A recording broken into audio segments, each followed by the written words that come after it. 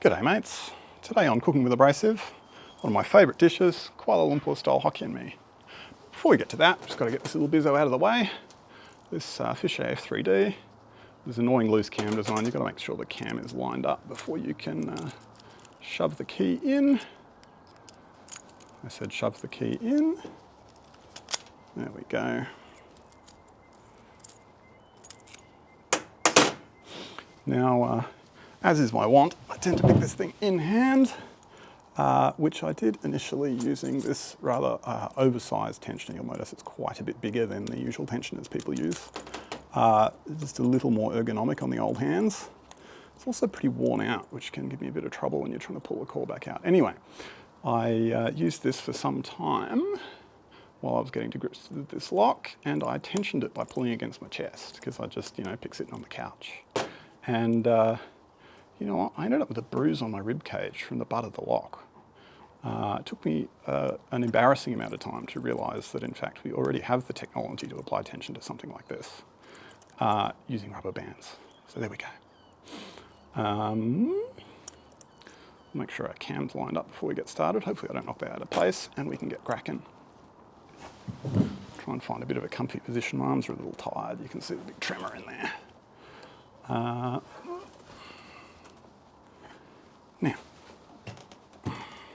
first things first, there's a key check at the back of the lock. I'm going to lift tension a little, and when we get in the right rotation, we'll push.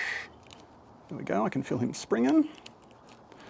Now, this is a push lock. Tumblers are tensioned essentially by pushing on each other, which happens from the front of the lock.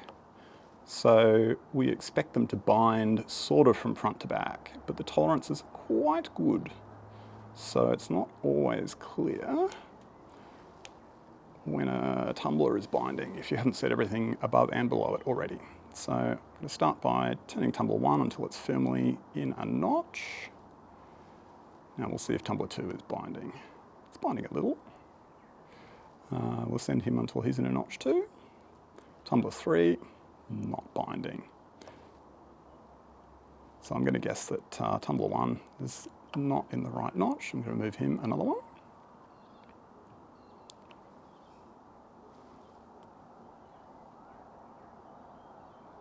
Okay.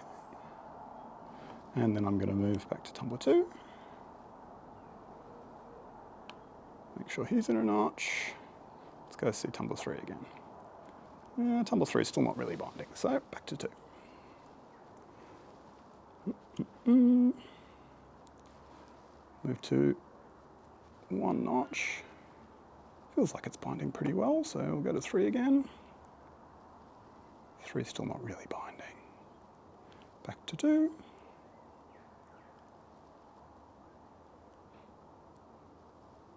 Move him a notch. Oh, he's not really binding at all now. Back to 1 it is. Move 1 a notch.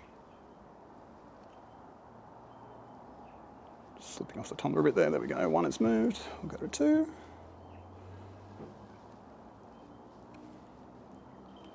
2's not binding heaps well. We'll have a look at 3 then. 3 is just spinning. Back to 1 again.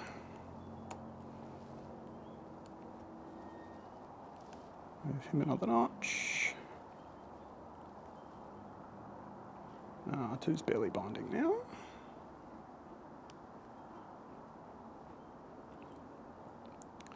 Move 1 another notch.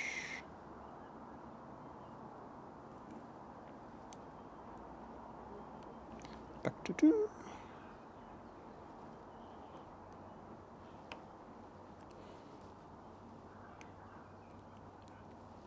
One, 2, 1.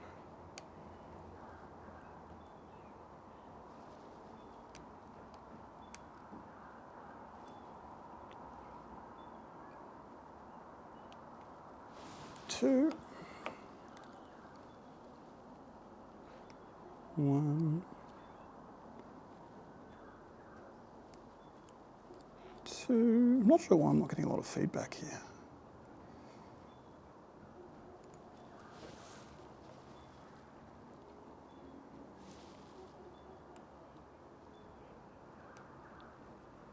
Actually, what I'll do is I'll just check that the key check is still set.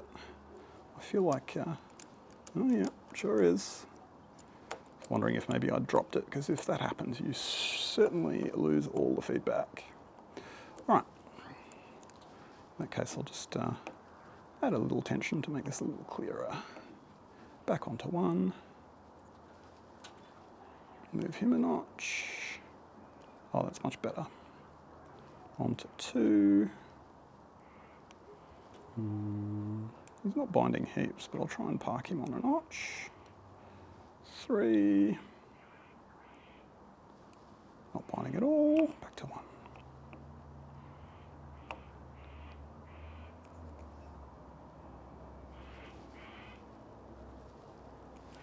Just going to change my grip so I can unload it a bit better.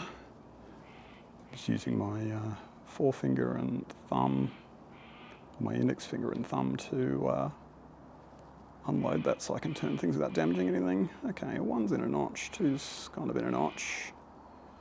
3 is still not binding. Move 2 now.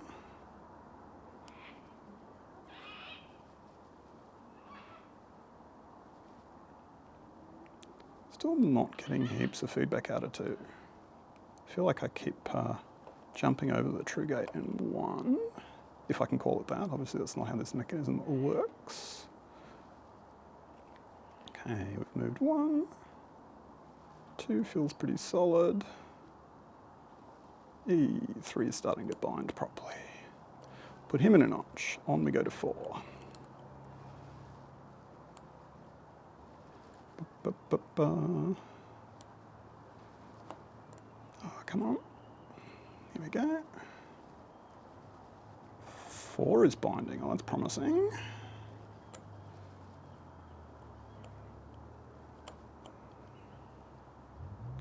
Oops, I think I skipped ahead to 6 there. 6 isn't binding. 5 is a little bit, but not enough. So we'll put that in a notch and go back to 4. If I can get through the keyway.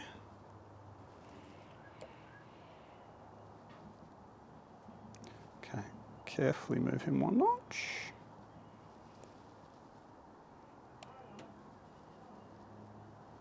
There we go. Back to 5. Oh, 5. Spinning.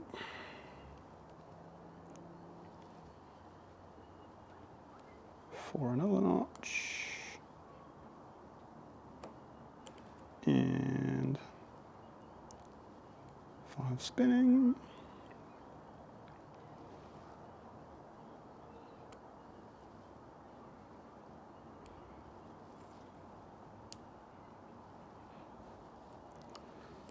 Move 4. 5 still spinning. Okay, I'll move 4 one more time. But then I think I've got to go back to 3. Okay, that was 4. Yeah, 5's not binding at all. And put 4 in a nice feeling notch. Optimistically try 5. Now we go back to 3. So I'm going to unload to move this.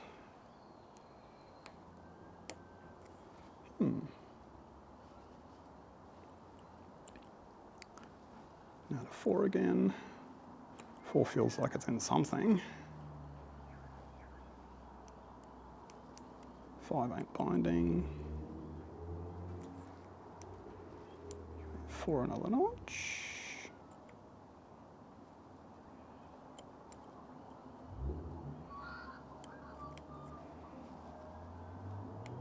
A lot out of 5.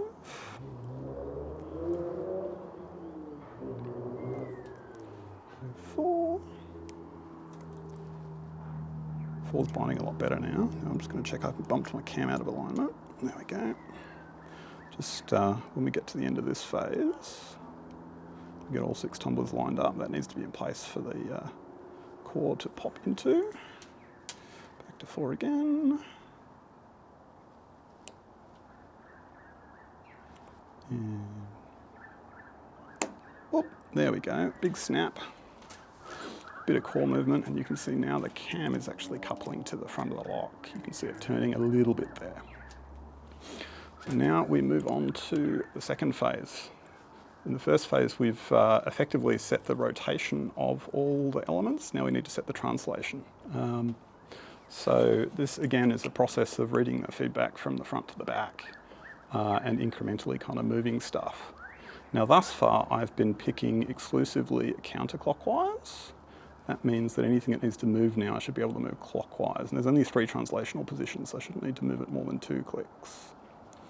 Okay, so my number 1 feels pretty tight. I'm going to move him 1 click clockwise.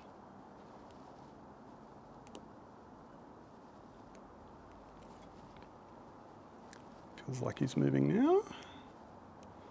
And number 2, how does he feel? Well, yeah, pretty tight. I'll move him a click clockwise as well. There we go.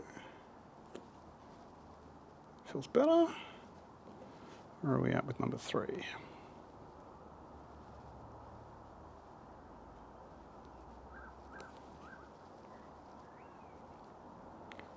Trouble keeping on the tumble there.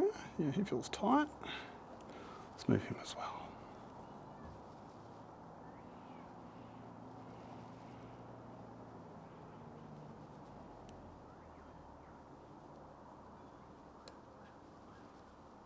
Okay, did he just move, or am I imagining it?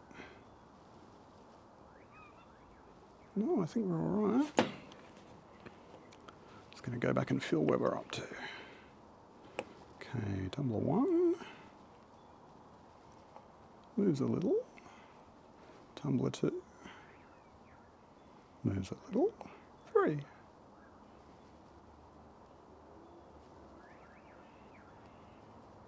Also moves a bit. 4. 4 feels pretty hard. What about 5 though? Oh yeah, 5's positively flying. 6 likewise. That sounds like we've got to move 4. Wish me luck. Oh, I've just got to count my way onto it again. I haven't opened it, have I? No, that would be too nice. Okay. 6, 5, 4.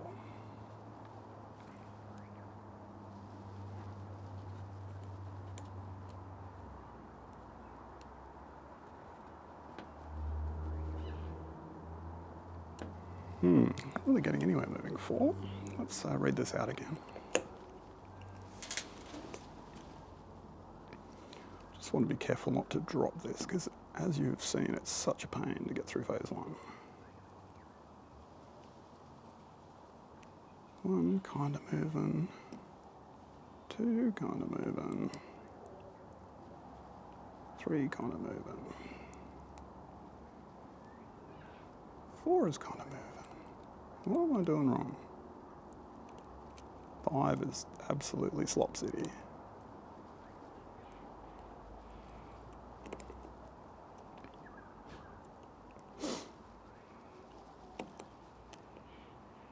Let me convince myself. Yeah, one's quite mobile.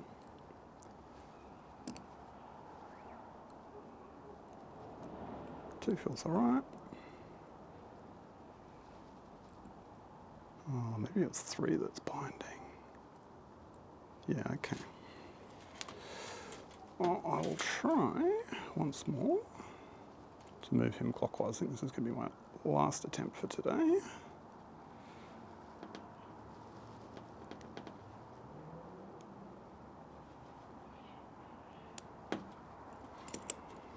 Now, I haven't dropped everything, but I don't know that we made any progress there.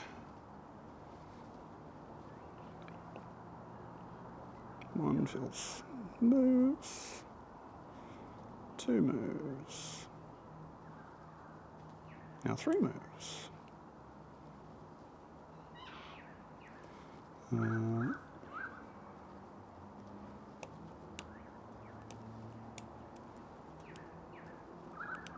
4 makes weird clicking. What have I done? 5 also makes weird clicking.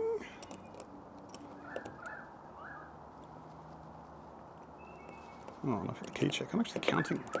Let's start right from the start.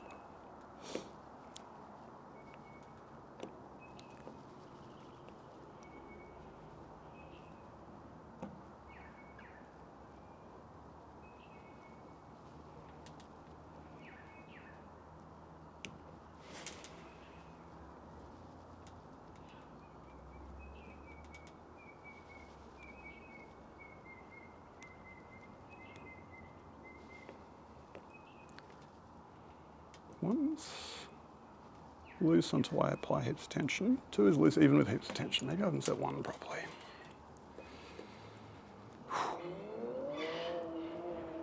Just going to move him a notch to the right. That should be 2 notches.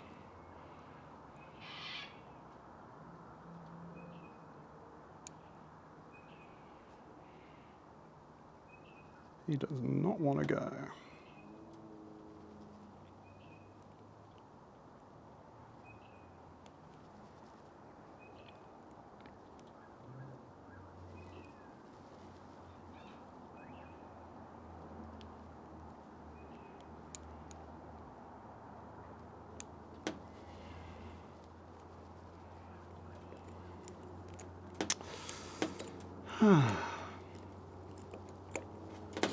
Not my day with this lock. That's all right.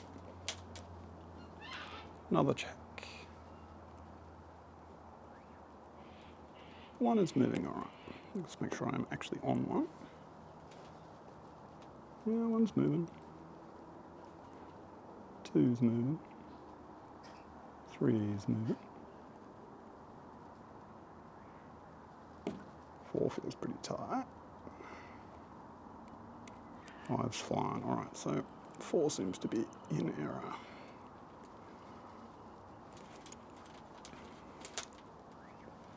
Gonna commit to this one.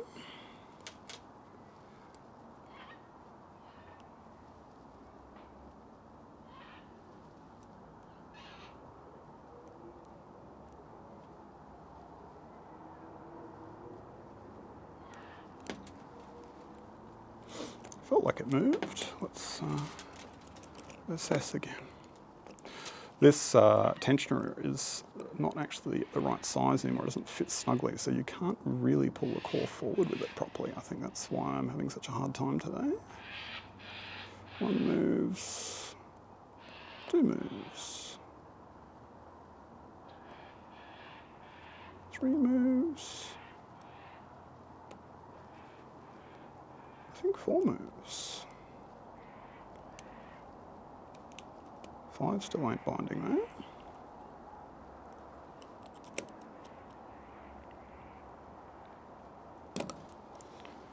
What am I to take from this? Probably that this is an annoyingly hard lock.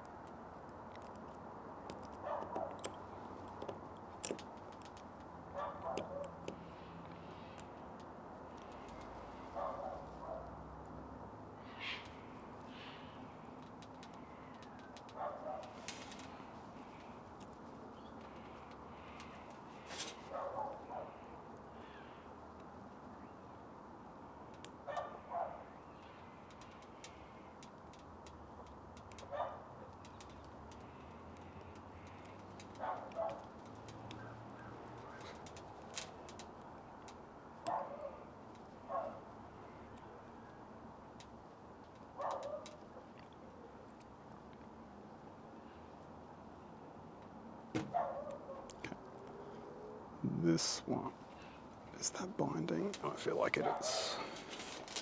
Attempt to move it. Wish me luck.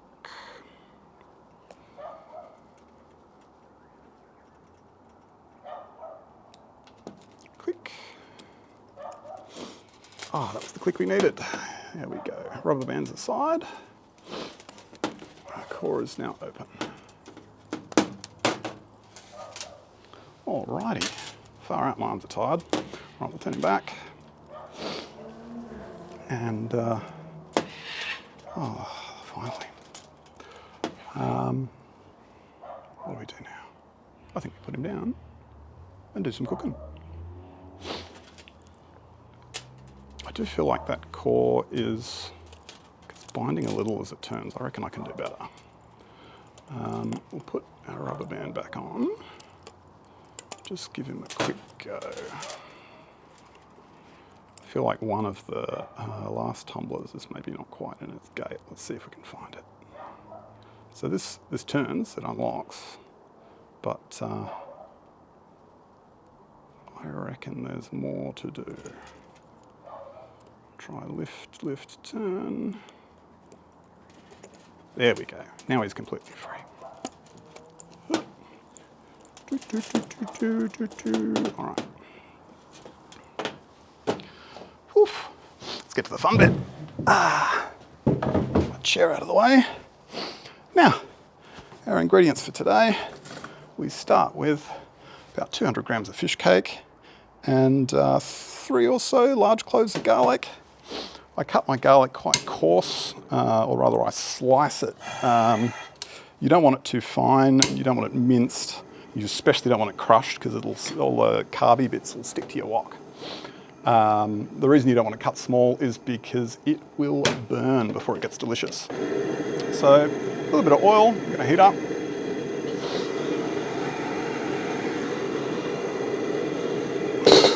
Now getting to smoke, fish cake, garlic, in we go.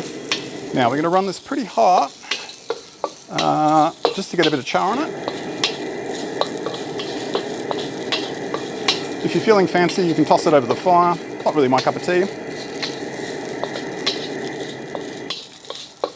You can also put in maybe half a dozen raw prawns at this stage. This is a little more traditional, but the people in my family aren't huge fans of prawns, so I won't feed them what they don't want to eat.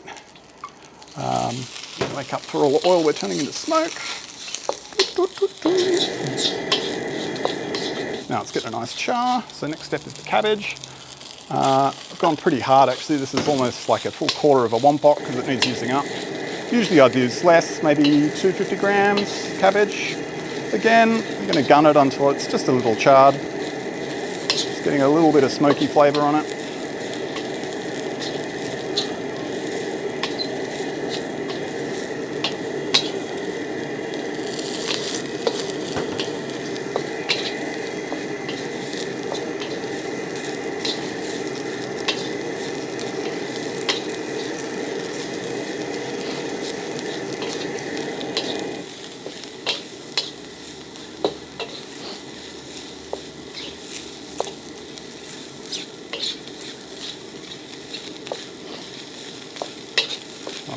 That looks pretty reasonable.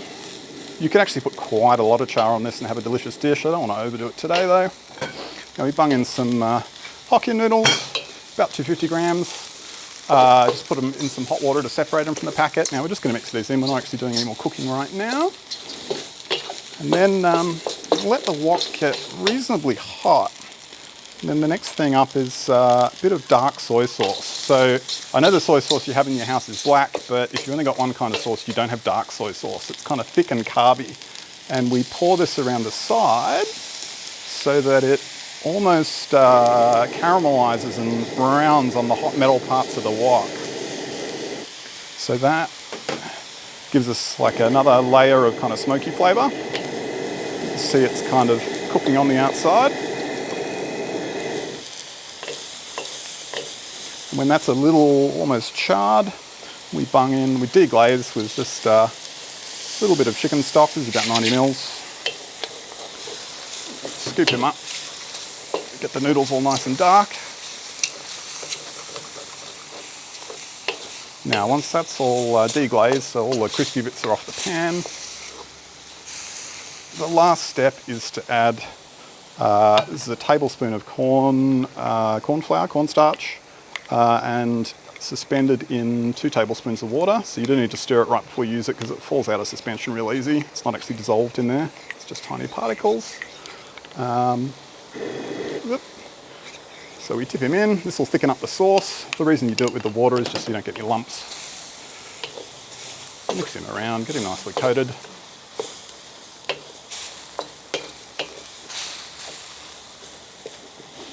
And then optionally, dry it up so there's just not a little excess runny liquid sauce. That's up to you. And there we go. Dinner is served. And with that, let's get onto this gutting. Not my favourite job, especially this lock. This lock is a beast.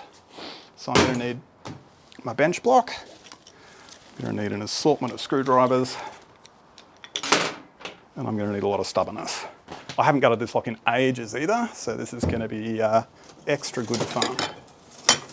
I actually don't remember how to do it. So let's find out together. A nice piece of paper so you can see all the bits I'm hoiking out. Pull up a chair so I don't drop myself on the floor. I am knackered at this point.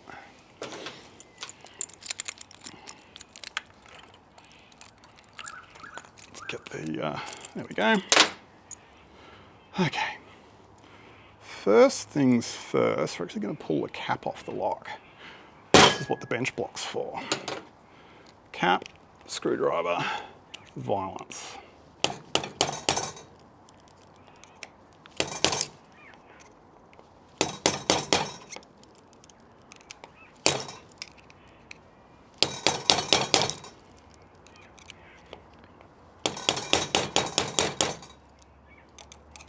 Going to move some of these cooking things off the table so that much such a racket.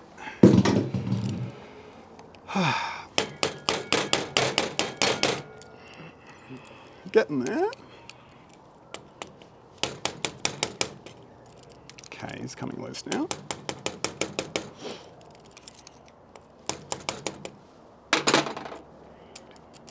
Okay. So get this little front ring off. And then we can, the core doesn't actually pull out at this point, there's quite a bit more work to do. If you're unable to take the cam off the back, what you do is, this one I grubbed earlier. Oh, I forgot to bring a bowl for screws and bits. Tell you what, here's one of these. What's the least gross? This one.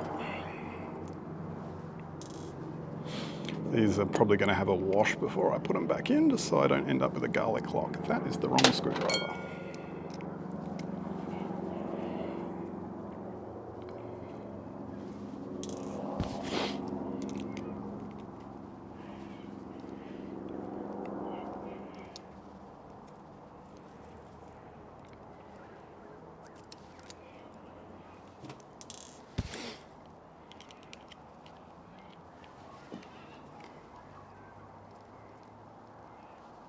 Now, I hope this is not tight. I don't remember it being tight.